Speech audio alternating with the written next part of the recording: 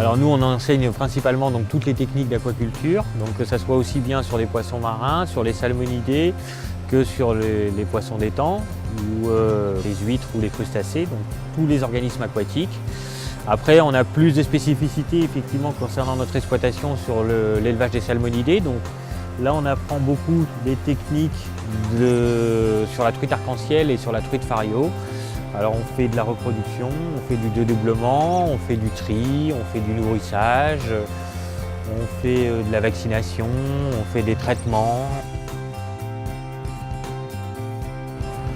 Donc on leur apprend, c'est un côté très pratique. Les 2/3 du volume horaire en fait, que j'enseigne, c'est de la pratique. Donc ils touchent beaucoup de poissons. J'ai découvert ça en voyage en Lozère avec mes parents et j'ai vu ça dans un bouquin de pêche et du coup j'ai envoyé une demande et j'ai été pris. Et alors ce qui est bien, c'est qu'il y a quand même une certaine reconnaissance de la formation française. On a des élèves qui étaient employés alors qu'ils n'avaient même pas le diplôme. En 2 ans, j'aurais envoyé plus de 20 élèves en stage en Finlande. Donc on commence vraiment à arriver à un point maintenant au partenariat où c'est les fermes qui commencent à me contacter et c'est plus moi qui les contacte pour leur dire je voudrais placer des élèves et tout. Donc là c'est vraiment extrêmement bon signe.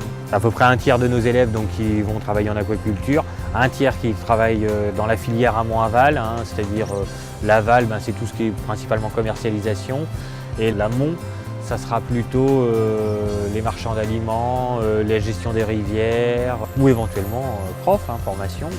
On a peut-être aussi quelques élèves qui deviendront formateurs, ça arrive.